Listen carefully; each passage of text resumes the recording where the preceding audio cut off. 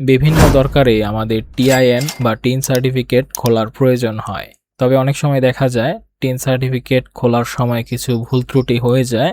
আজকের ভিডিওতে আমরা দেখব অনলাইনের মাধ্যমে কিভাবে আপনারা টিন সার্টিফিকেটের যে কোনো ভুল ত্রুটি কারেকশন করার জন্য আবেদন করতে পারেন। তাহলে চলুন ভিডিওটি শুরু করা যাক। এর জন্য আপনারা যে কোনো একটি ব্রাউজার ওপেন করে নেবেন এবং সার্চ বক্সে লিখে দেবেন ইটিন। ইটিন লিখে সার্চ করার পর আমাদের প্রথম যে ওয়েবসাইটটি আসবে আমরা এই ওয়েবসাইটে প্রবেশ করে নেব এবং এই ওয়েবসাইটে আসার পর যে অ্যাকাউন্ট থেকে আমরা টিন সার্টিফিকেটটি খুলেছিলাম সেই অ্যাকাউন্টে প্রবেশ করে নেব। এর জন্য আমাদের ইউজার আইডি এবং পাসওয়ার্ড দিয়ে দিতে হবে। এই দুইটা দিয়ে আমরা লগইন অপশনে ক্লিক করছি।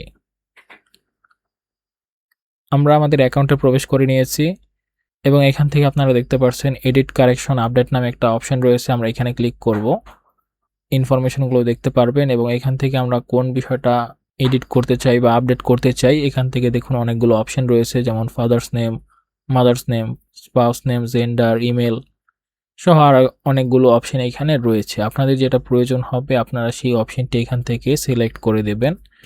আমার পার্মানেন্ট অ্যাড্রেস আপডেট করতে হবে, তাই আমি পার্মানেন্ট অ্যাড্রেস এটা সিলেক্ট করে নেক্সট অপশনে ক্লিক করব এবং এখান থেকে আপনারা পার্মানেন্ট অ্যাড্রেসের মধ্যে কারেন্ট ইনফরমেশন কোনটা আছে দেখতে পারবেন এবং আমরা কোন বিষয়টা আপডেট করতে চাচ্ছি সেই জন্য আমাদের এখানে অপশনগুলো চলে আসছে। এখান থেকে আমরা যে বিষয়টা আপডেট করতে চাচ্ছি আমরা সেই বিষয়টা এখানে উল্লেখ করে দেব।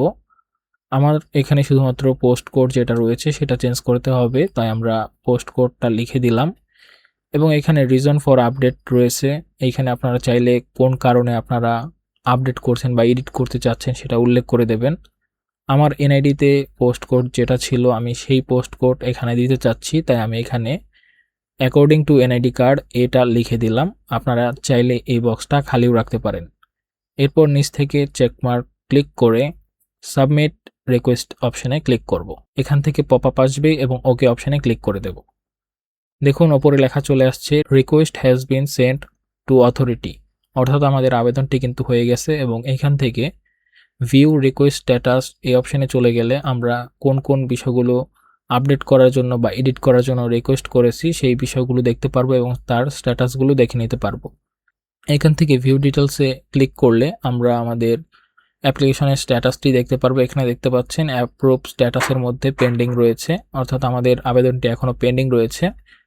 আশা করা যাচ্ছে অথরিটি আমাদের ইনফরমেশনগুলো চেক করে আমাদের এইখানে আমরা যেটা আপডেট করার জন্য রিকোয়েস্ট করেছি সেটা আপডেট করে দেবে। এই ছিল আজকের ভিডিওতে। দেখা হচ্ছে নতুন কোনো ভিডিওতে। এমনই গুরুত্বপূর্ণ ভিডিওগুলো পেতে আমাদের সাথেই থাকুন। ধন্যবাদ সবাইকে।